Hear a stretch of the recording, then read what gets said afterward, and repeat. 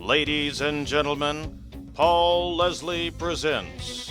And now your host, Paul Leslie. The New York Times has called this woman a rare jazz banjoist. They also said Cynthia Sayer is a rarity, a woman who plays jazz banjo with the drive and virtuosity of banjo stars from the early 20th century, the heyday of the instrument. It is with great pleasure that we welcome our special guest, the very talented, the very musical, the lovely Cynthia Sayer. Thank you so much for joining us. Thank you. I'm glad to be here. First of all, you sing, you play banjo and the piano, and you even write songs. How did it all start?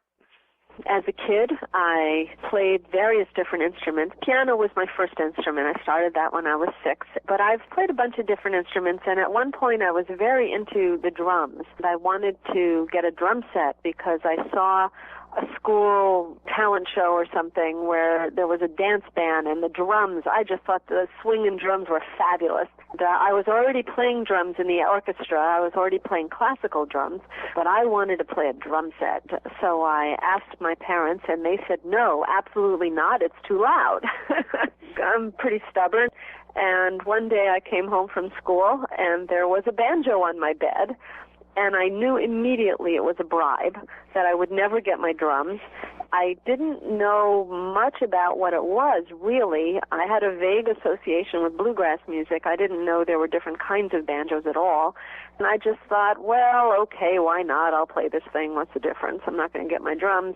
So I took some lessons, and it ended up that my parents had thought of the banjo to begin with only because there was a woman, unusually enough, another woman player, who lived in my hometown who had advertised in the local paper to teach. And so I went to her to get started on lessons, and she became a very important role model for me. I adored her. I liked the banjo okay. It didn't, wow me. The banjo was for fun. Piano was for real music in my mind. But this woman, I had never met an adult who was in the arts before. And she validated all these inclinations that I had about the kind of life she led and the travel and the adventure, what I saw as adventure, and living with art as part of her life. So we became very close, and that encouraged me to continue the banjo. And then I started getting jobs. So that really got me going because, when you're a teenager, all you can do is go babysitting, or I used to give piano lessons to the neighborhood kids too.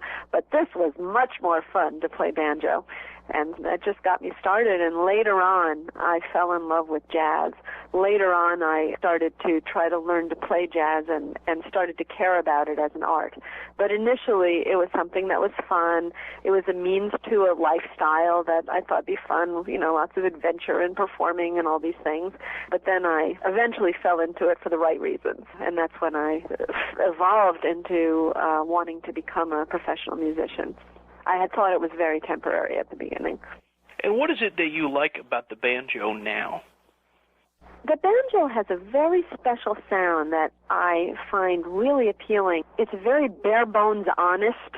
It has an earthy, raw kind of edge to it, which I like. And it sort of gets down to what's real, just like the kind of music that I like to play. Early jazz has this edge, this sort of primitive and raw edge to it. It can have that. Of course, it depends on the style and the player's inclination. But I seem to be drawn to that honest, real kind of thing. I also love how articulate it is. Its rhythmic capabilities are just incredible. It's like a drum that has all kinds of sound and notes to it. So I'm very attracted to the rhythmic side of it, too. And of course, I was interested in the drums before, so that appealed to me. It's fun. And everyone was playing guitar and stuff. Banjo's all cool because it's kind of different, too. So that I used to be attracted to, but now it's just for what it is. It's just like my friend. It's a sound I love. It certainly is a unique sound. There's a quote from you. You said, "I'm often told I don't look like a banjo player, but I'm a little afraid to ask what that means." Right. Yeah, well, that's just because the banjo is so male-identified. And the ironic thing is, historically, that wasn't the case. Originally, the banjo was associated as an African-American music.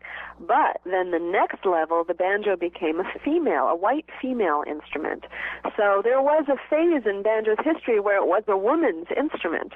Then that just totally changed as time went on, and it became very male-identified, and then eventually very white male-identified. It also lost a lot of its African-American roots as a living association to the music, but some of that's being reclaimed, luckily enough. And you'll find many women hobbyists playing banjo, but for some reason, they're all smarter than I am. They don't go into it as a profession. Yeah, I was actually kind of interested to read that banjo is actually an African word. Well, it's a derivative of an African word. I mean, the banjo was evolved from an African gourd instrument, which was brought over to America along with captured slaves. And it was played on plantations by African-American slaves and African slaves, and it evolved into a banjo over time here in this country. But it had many different forms before it evolved into a banjo that were more closely related to its African origins. All of the listeners out there can check out your website, CynthiaSayer.com, and you have an album, your latest album, called Attractions. There's so many styles on that album, and I really, really like that album a lot. I was hoping you could tell us, do you have a favorite style of music to play on the banjo? I've been a professional player for a long time. I've always considered myself a jazz musician, and I seem to be in a phase now where jazz it's just one thing that I want to do. I want to stretch and do all kinds of genres. I have done them now and then in the past. I've had the great honor to work with like the New York Philharmonic and do various recordings for film and TV and theater and that kind of thing, which involve different genres of music. But mostly I've always played jazz. I love so much more than just jazz. I mean, not that jazz is a small thing to love. It's a huge thing to love. In Attractions, I tried to embrace just some of the many other styles of music that I play from a jazz vantage point.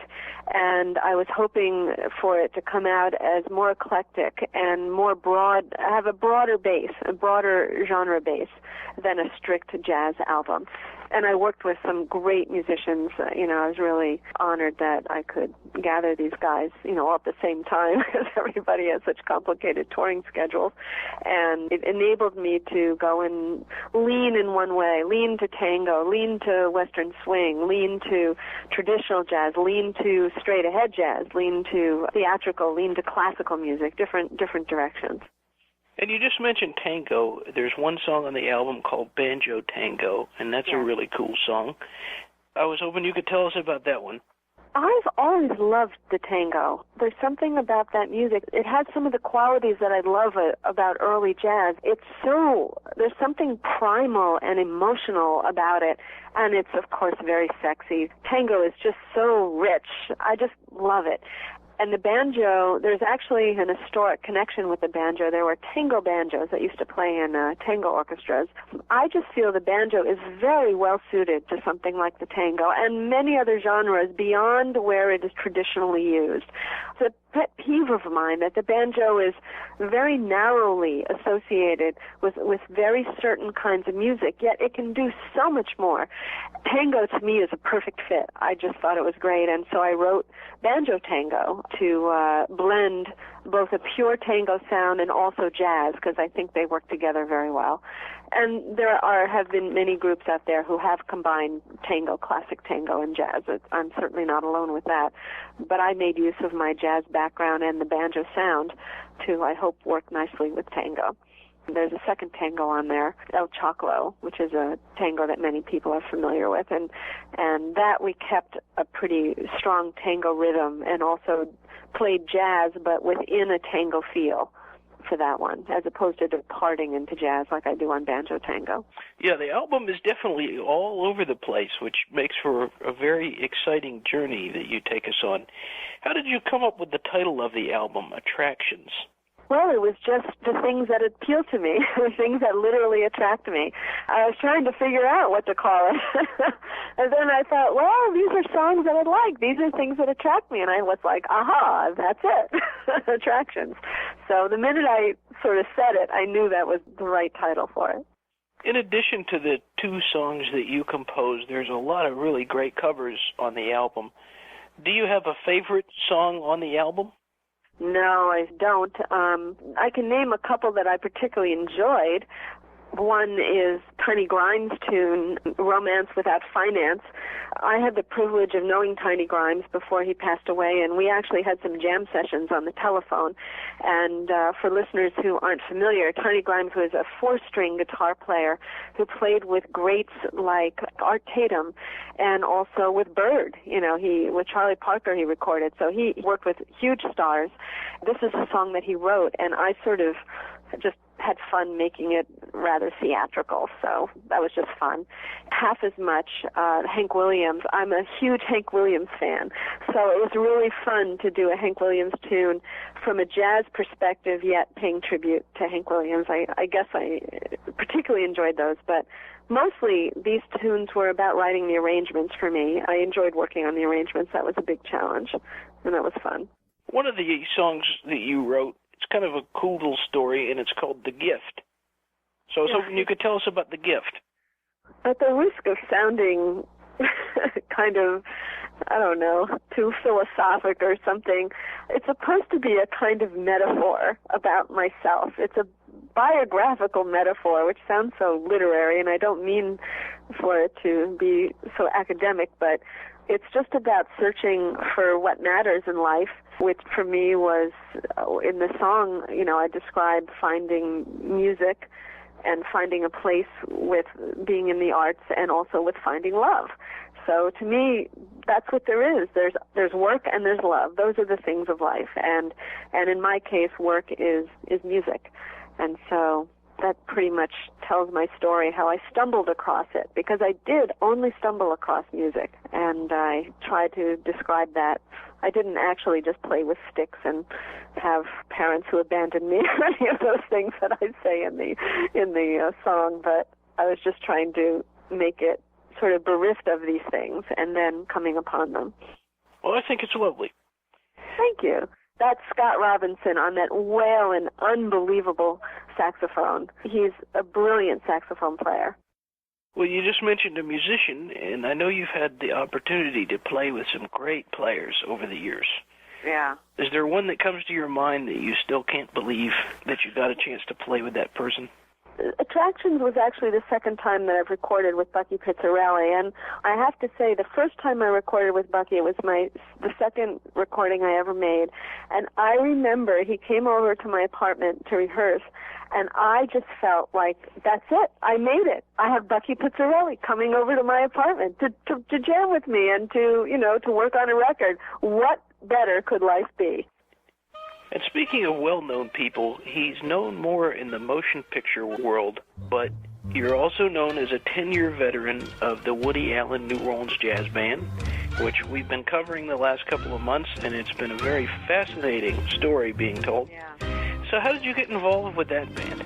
I was working with the Woody Allen Jazz Band mostly as a sub for years on banjo, and then the band changed. I was invited to play piano in the band, and I said no. I didn't consider myself really a jazz pianist. I played piano all my life, but I didn't feel experienced playing jazz.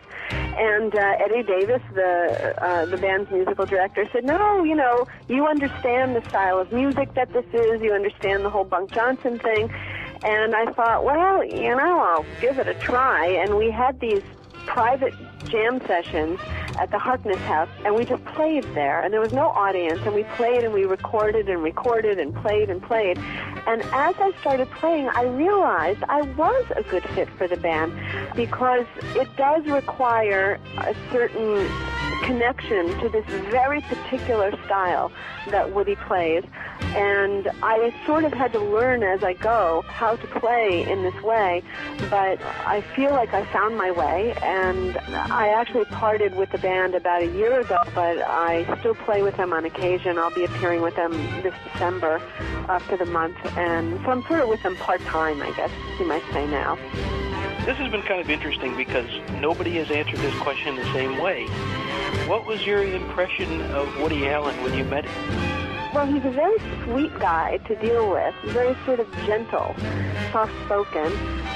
I was wondering if he could really play. I remember that. I was wondering if it was one of those kind of celebrity slumming kind of things or not. And it ended up that he could play with heart like you can't believe. That I really was impressed by. The guy can make an emotional connection, and that's what matters to me. And I found him easy to work with, a little shy. I think initially I was just saw him as gentle. I remember I was advised to be rather assertive in being friendly with him because otherwise you could go for years and he would never say a word. So I did just that, and he was very responsive, so it was very good advice. and he's, we always got along fine. You've had the chance to play in a lot of interesting places. And I know some people say being a musician can be a curse, but you've had a chance to see and do a lot of things that most people will never get a chance to see. So the places that you played, is there a place that comes to mind? I would say the most amazing tour I ever did was throughout the Middle East as a State Department tour, going to places like the United Arab Emirates and Yemen, and also South Asia. We were in India and Pakistan, and my banjo brought me to these incredible places. But not only that, throughout Europe and the Far East and Australia and Central America, I love travel, and I love the adventure of going to these places, and I also love making music, with other people. So I feel really lucky that it's given me so many things that I wouldn't normally be able to do if I wasn't in this business. I was hoping you could tell us about one of the other things that you do in addition to performing music. I understand you're also a teacher of music. This past year, I decided I wanted to balance working more in New York where I live and not make it so top-heavy to other countries and other places as much. I wanted to get a better balance, and one of the ways I thought I would do that was by teaching, and I expanded the number of students that I had, and I wasn't sure what that would be like, and I absolutely love it. I love giving private lessons, and I have the joy of teaching these great people. They're really nice, and they range from complete beginners to professional level players. Very rewarding, and I enjoy it. It's something I've added in. I'm still primarily a performer, but teaching has a larger place in my life than it used to. I was hoping you could tell us about some of the shows that you've been doing lately. You have some shows. I know that you stay quite busy playing music, and our listeners that are up in that area, we have listeners everywhere, they can go see you perform. I will be with the Woody Allen Band in December, playing piano and singing. On December 21st, I'll be at the Rodeo Bar on 3rd Avenue at 27th Street, and we'll be doing jazz with a Western flair there at Rodeo Bar. On the 26th and 27th, I'll be at Knickerbocker's, which is a very well-established jazz room in New York, and I'll be playing with Johnny Varro, a great jazz pianist. I don't know, in January I'll be at Smalls, but I just, places here and there. And everybody can check out CynthiaSayer.com and look at the schedule. Speaking of the people, what is it that you hope that the listener gets out of the experience, whether they're listening to the CD or they come out and see you in person? What do you hope the listener gets out of the experience of hearing the music and seeing the event? What I hope most is that they leave with a far expanded view of the instrument than what they came in with. The average person thinks of it in very specific ways, yet so much is done with the instrument. I play the 4-string banjo. Listeners may not know there are 3 main kinds of banjos, the 5-string, the tenor, and the plectrum, and I play what's called a plectrum banjo with a flat pick, sort of like a guitar approach. And the 5-string players like Bela Fleck and Tony Trischka, they're very, very innovative, doing all kinds of different things. And the 4-string banjo is exactly the same way. There's so many different areas and genres that it works great in. And it's not just New Orleans, not just banjo sing-alongs. There's so much more to it. It is a serious jazz instrument. It's compatible to a wide level of genres, and it works great in a lot of capacities. And so I hope I present it that way when I play. So what is it that you like about music? That I can sleep late every day. Well, that's not true. When you're on tour, you got to wake up. It's hard. I work very, very hard. Some people don't realize that being in the music business is also a business. There's contracts, there's press, there's business things, there's also the music side of things, writing arrangements, different kinds of jobs. There's an enormous variety of work, which is very stimulating. In jazz, it tends to be very freelance, so we get to work with all different people, which is fabulous. I love that. The variety and the diversity is great. The perks are fabulous. We're working for yourself, traveling adventures and living in a really wonderful way, doing what you want to do every day. It's sort of feeling like you're really in charge of your own life and doing something that you love. I have two final questions, one lighthearted and then one a little more serious. The lighthearted one first. What is your all-time favorite meal? Meal? Food. I'm a little embarrassed to say it, because it was so damn expensive. As a matter of fact, it was on a Woody Allen tour. We were in Paris, and we had about 5 days or 6 days off in Paris over Christmas. The man I was sharing my life with came, and we had a holiday Christmas together, and we had a holiday meal at the Maurice Hotel, which was an absolute culinary adventure beyond which I have ever experienced in my life, and maybe will be the top one that I ever do experience, because I am certainly loath to pay the price ever again, because it seems frankly unethical to do that. But it was an amazing meal. So that's a funny question. I'm glad I asked it. But my final question, this broadcast is going out all over the world, and one of the amazing things about this series is the fact that we've heard from people from all over the world. Ah, nice. So my last question, what would you like to say to the world? What would you like to say to all those people that are listening in? We thank you so much whenever you support live music and whenever you purchase, live artists' recordings, whether it's online or as a CD, you're really helping the survival of a really important thing that we all love, which is music.